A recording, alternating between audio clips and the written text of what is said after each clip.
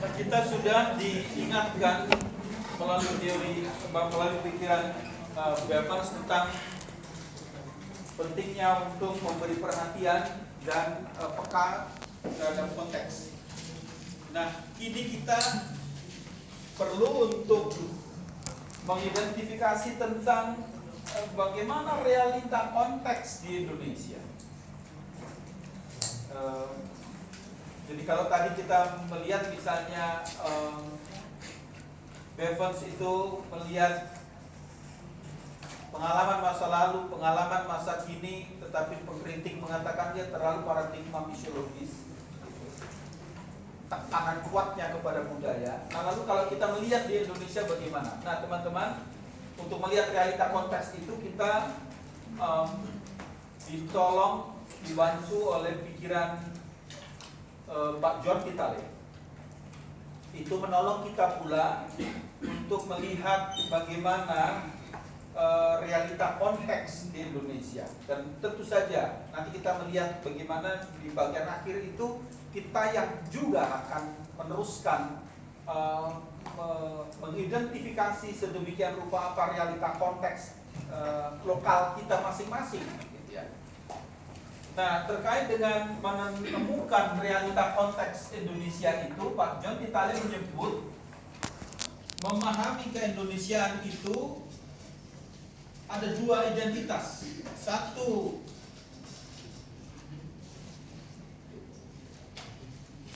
jati diri dengan dua identitas.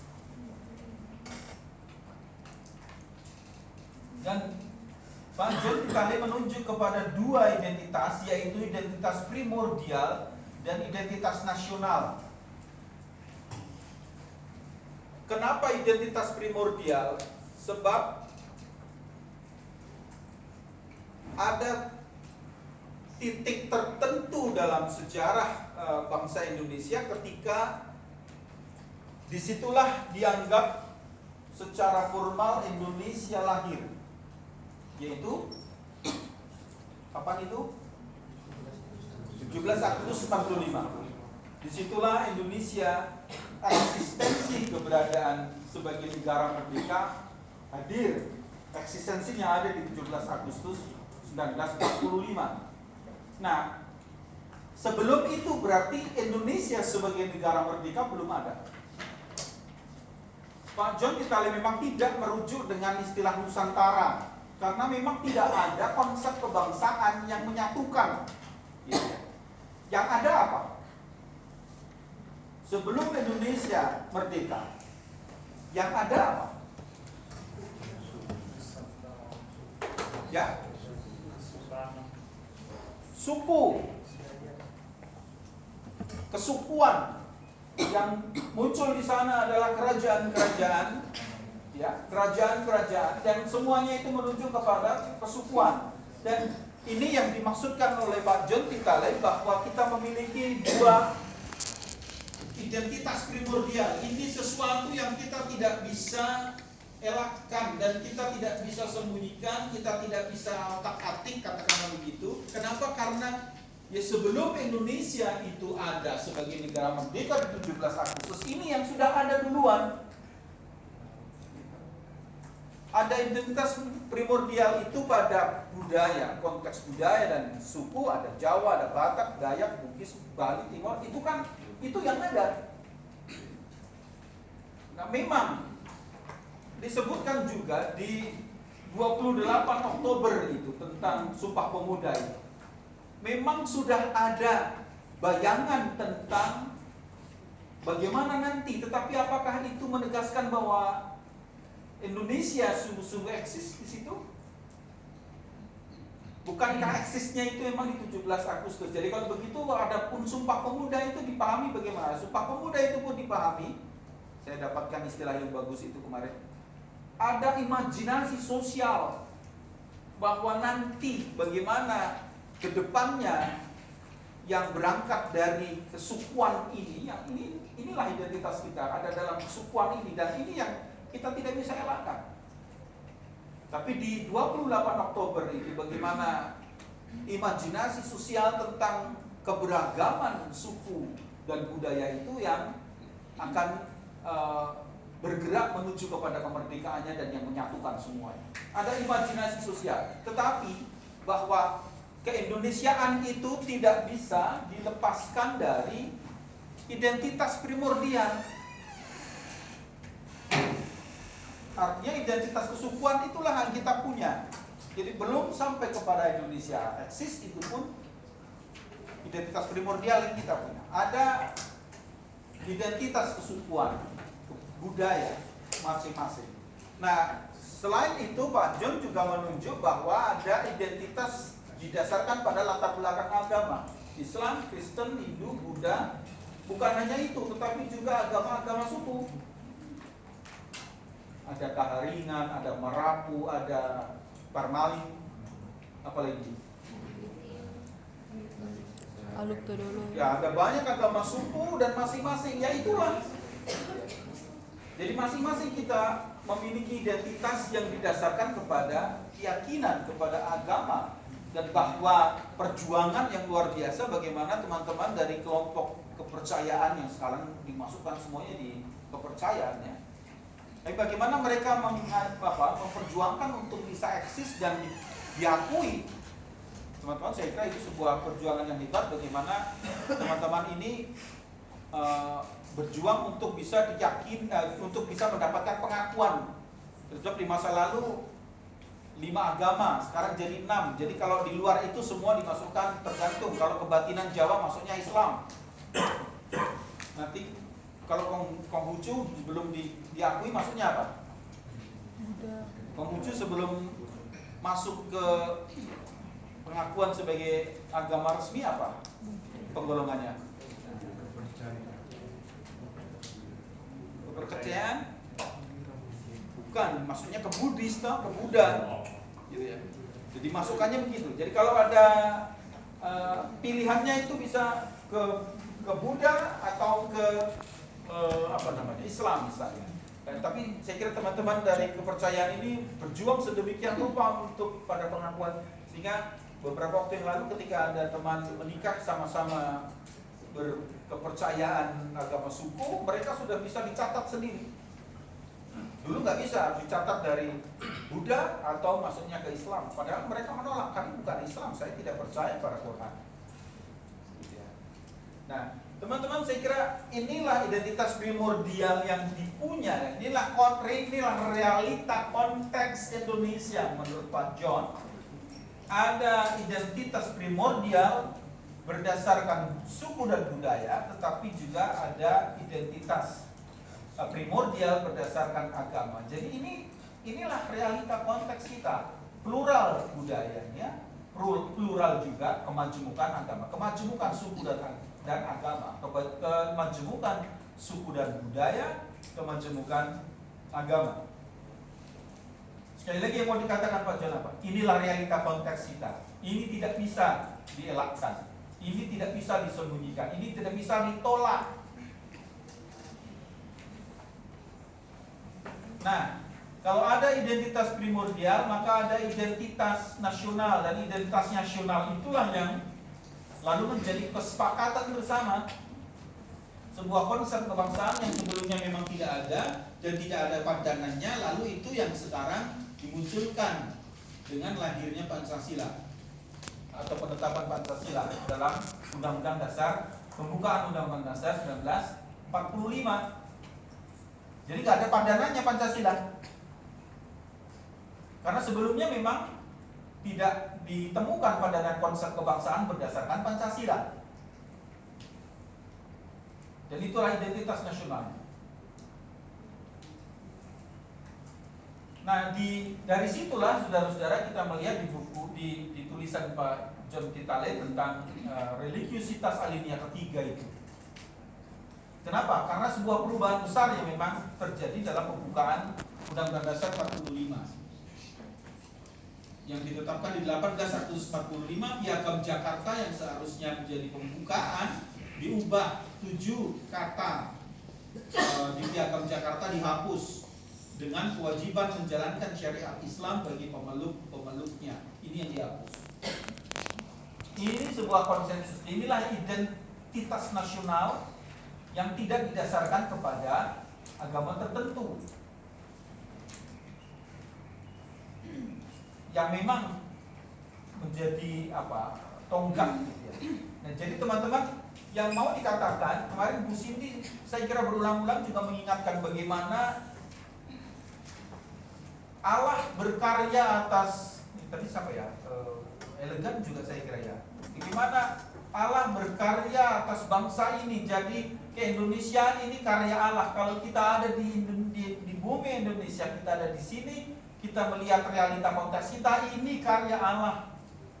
Kepelbagian bagian daripada karya Allah, dan bagaimana karya Allah mewujud. Bu Sini selalu memberikan gambaran contoh itu ya, tentang kemerdekaan tadi misalnya. Ada banyak hal yang dilakukan untuk menghambat itu, tetapi lihat bagaimana muncul peristiwa Nagasaki dan Hiroshima. Itu karya mujizat besar dari Allah. Proklamasi kemerdekaan juga begitu. Jadi keindonesiaan ini adalah bagian menghayati keindonesiaan, kita menghayati ada karya Allah di dalamnya. Menghayati karya Allah di dalamnya. Maka kemajemukan itu juga harus dilihat bahwa di dalamnya ada karya Allah. Jadi bagaimana menghayati keindonesiaan sebagai karya Allah, termasuk di dalamnya realita konteks itu bagian dari karya Allah itu. Nah, akibat perubahan itu ada di pasal 6 ayat 1, presiden ialah orang Indonesia asli beragama Islam, lalu dirubah menjadi presiden ialah orang Indonesia asli. Tapi ini Undang 45 ya, tapi kan sekarang sudah mulai amandemen terakhir itu saya belum cek ya. Lalu di 29 ayat 1, negara berdasarkan ketuhanan yang Maha Esa. Lalu di alinea ketiga, atas berkat rahmat Allah yang Maha Kuasa diganti menjadi atas berkat rahmat Tuhan yang Maha Kuasa. Nah, Pak John melihat, saudara-saudara, ini bukan hal yang biasa saja ini. Ini peristiwa teologis. Ini peristiwa teologis. Kenapa? Karena perubahan seperti ini pun juga dilihat sebagai karya Allah. Oleh karenanya Pak John melihat ini religiusitas Indonesia, perubahan konsekuensi perubahan kata Allah menjadi kata Tuhan, itu peristiwa teologis tuh. 17 Agustus itu peristiwa teologis. Ada karya Allah di situ. Maka ini yang disebut Pak John sebagai religiusitas Indonesia yang melingkupi aspek inklusif dan transformatif. Inklusif artinya menerima keberadaan warga negara Indonesia dengan beragam agama mereka masing-masing. Inklusif dalam rangka merespon konteks, realita konteks Indonesia yang beragam suku dan agama.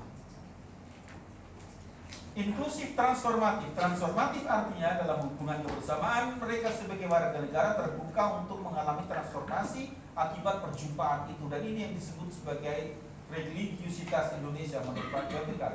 Teman-teman, ini menolong kita menurut saya untuk melihat gitu ya. Jadi ada perjumpaan transformatif. Maka di sana sini Pak John juga memperlihatkan menurut saya bagaimana kritik dan kritis juga dengan warisan tradisi, bagaimana konsep keagamaan kita. Jadi kalau di sana sini Pak John secara kritis juga menunjukkan gitu ya, bagaimana perjanjian lama sebetulnya tidak terkait sedemikian istilahnya melestarikan perjanjian lama itu kan sebetulnya Yudaisme. Nah, di sana sini saya kira kita melihat bagaimana Pak John mengkritisi juga konsep teks-teks suci itu gitu ya. Dan dikritisi juga dalam kerangka apa? Perjumpaan dengan Indonesia. Jadi bagaimana teks-teks suci itu ada dalam perjumpaan dengan Indonesia. Jadi bagaimana kita lalu membangun konsep ketuhanan kita. Jadi kalau kita berjumpa dengan Islam yang penekanan kepada tauhid, lalu kita harus bagaimana? Jadi membangun konsep ketuhanan yang sedemikian rupa. Jadi itu yang dimaksud sebagai transformatif, gitu ya. Karena kita pun juga dibentuk oleh konteks itu. Jadi kita pun juga ditantang tepatnya ya, di challenge oleh konteks itu, dan bagaimana lalu kita mewujudkannya itu. Teman-teman, inilah religiositas Indonesia yang menurut Pak John ini yang menurut saya ini menolong kita untuk melihat realita konteks Indonesia. Dan Pak John sudah menunjukkan realita konteks kemajemukan suku dan budaya, kemajemukan agama. Nah, teman-teman, tentu saja kita bisa mengidentifikasi kalau begitu. Apa yang menjadi realita konteks lokal kita juga. Jadi kalau Pak John menunjukkan ini, saya kira misalkan ya, teman-teman, Pak Andreas Siewangu itu di bukunya Teologi Agnostis di Asia itu, dia menunjukkan realita konteks Asia, dan realita konteks Asia itu ada dua. Satu, kemiskinan yang parah, dan kedua, kemajemukan agama. Nah, dia mengikuti apa yang ditegaskan oleh Aloysius Piris, dan menurut saya memang ada begitulah realita konteks di Asia, dan Pak Siewangu membangun teologi salib itu dalam dua konteks itu. Nah, Pak John menunjukkan ada dua realita konteks kita juga, kemajemukan budaya, suku, dan agama. Lalu kita juga, saya kira, terpanggil untuk bisa merumuskan, menemukan, mengidentifikasi apa realita konteks kita di Indonesia. Nah, dalam percakapan teologi kontekstual, saudara-saudara, biasanya muncul beberapa realita konteks di Indonesia. Pertama, kemajemukan suku, agama, dan ras pada posisi yang paling awal gitu ya, kita melihatnya bukan yang paling utama, tetapi di sebuah realita konteks yang selalu menjadi percakapan konteks Indonesia, kemajemukan suku, agama, dan ras. Lalu bicara pula tentang teologi sosial dalam konteks keramah tamahan dan rekonsiliatif. Kenapa begitu? Karena teologi sosial yang dibangun sebagai sebuah teologi sosial yang transformatif tanpa memperhatikan aspek rekonsiliatif itu menghasilkan teologi sosial yang melupakan bahwa sejarah kita itu sejarah kelam, sejarah yang terus-menerus mewariskan keterlukaan, luka-luka konflik itu tidak terselesaikan. Maka yang dibutuhkan adalah teologi sosial yang rekonsiliatif. Tanpa itu, maka luka dari sejarah hanya akan terus-menerus membawa dan melanggengkan prasangka. Ini contoh gitu ya. Atau realita konteks kita adalah kemiskinan dan penderitaan rakyat, keberpihakan kepada mereka yang miskin, soal HAM, soal ketidakadilan gender, atau isu lingkungan, isu ekologi. Belakangan ditambahkan pula realita konteks kita tentang ilmu pengetahuan, impact, gitu ya. Ilmu pengetahuan dan teknologi juga menjadi konteks, realita konteks kita. Teman-teman perhatikan, kita lihat bahwa saudara-saudara yang bisa menambahkan itu, gitu ya, menambahkan itu sebagai sebuah realita konteks lokal kita. Apa yang dihadapi oleh saudara-saudara di Gemit, apa yang saudara-saudara hadapi di Gemim, apa yang saudara-saudara hadapi di Papua, dan itu menjadi sebuah realita konteks lokal kita. Tetapi realita konteks di Indonesia itu menolong kita untuk melihat bagaimana pada akhirnya di realita konteks lokal kita masing-masing. Jadi seperti yang tadi dikatakan oleh Dias misalnya, pada akhirnya kita diajak untuk melihat bahwa realita konteks Indonesia dan realita konteks lokal kita, itulah yang menjadi tantangan berteologi kontekstual kita. Konkretnya bagaimana? Konkretnya adalah apakah teologi menjawab tantangan konteks? Apakah teologi menjawab tantangan konteks? Dikonkretkan lagi. Apakah ajaran-ajaran gereja menjawab tantangan konteks? Apakah dokumen-dokumen gerejawi menjawab tantangan konteks? Jadi kalau begitu bidangnya mana-mana ini. Eklesiologi masuk, misiologi masuk. Jadi apakah gereja menjawab tantangan konteks? Apakah teologi dibangun dengan dalam kerangka menjawab tantangan konteks? Ajaran gereja, struktur gereja, dan seterusnya. Dan inilah lalu menjadi muncul sebuah tantangan tersendiri bagi kita untuk kritis juga dengan apa yang kita punya.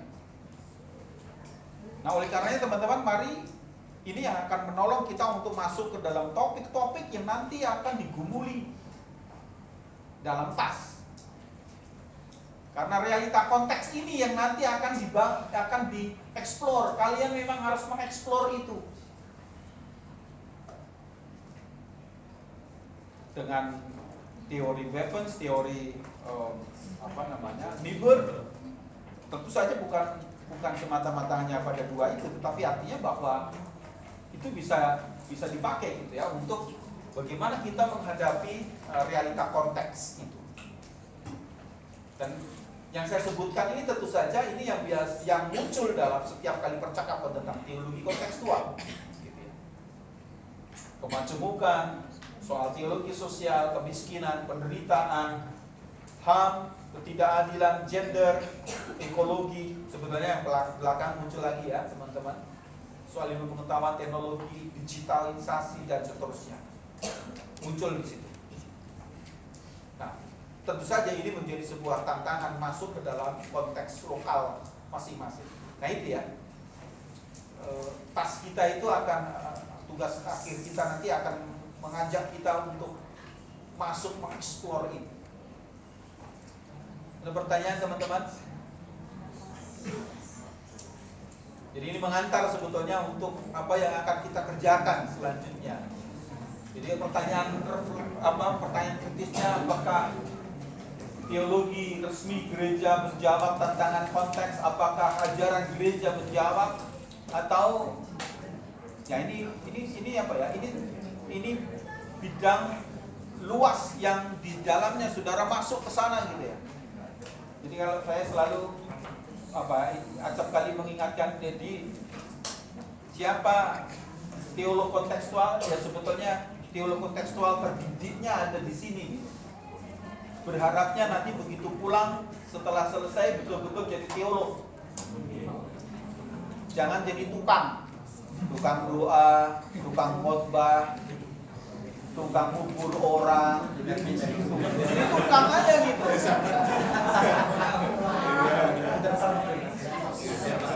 Biasanya begitu saudara-saudara. Jadi kalau di kelas idealisme berteologinya meluap-luap, begitu pulang ke rumah cuma jadi tukang aja. Orang sakit dipanggil, orang mati dipanggil, orang mau berangkat dipanggil. Jadi begitu, nggak ada tugas lain. Ini kritik, autokritik juga. Ada komentar? Kalau tidak silakan Regi untuk memberi penjelasan tentang TAS.